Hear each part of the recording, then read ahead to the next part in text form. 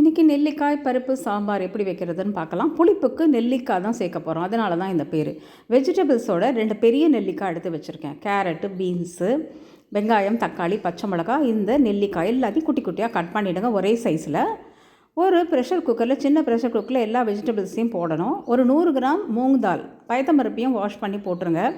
1/2 spoon மஞ்சப்பொடி, 2 spoon sambar powder, உப்பு போட்டு 2 கிளாஸ் தண்ணி விட்டு அப்படியே முக்கின மாதிரி வைங்க. கிளற வேண்டாம். அடியில் காய் இருக்கட்டும், மேலே பருப்பு இருக்கட்டும். இப்போ சின்ன பர்னரில், சின்ன குக்கருங்கிறதுனால 3 விசில் அலோவ் பண்ணுங்கள்.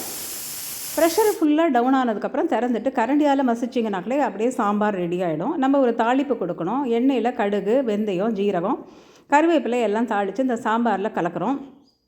வேணுங்கிற தண்ணியை கலக்கிறோம். ஏன்னாக்கா அந்த கன்சிஸ்டன்சி அட்ஜஸ்ட் பண்ணுறதுக்கு. இப்போ கொஞ்சம் உப்பு சேர்த்துட்டு ஒரு கொதி விட்டு இறக்கினீங்கன்னா சாம்பார் ரெடி. கொத்தமல்லி தழையை தூவி பரிமாறிட வேண்டியது. அது சாப்பாட்டுக்கு, டிஃபனுக்கு எல்லாத்துக்கும் நல்லாயிருக்கும். ட்ரை பண்ணி பாருங்கள். தேங்க்ஸ் ஃபார் வாட்சிங்.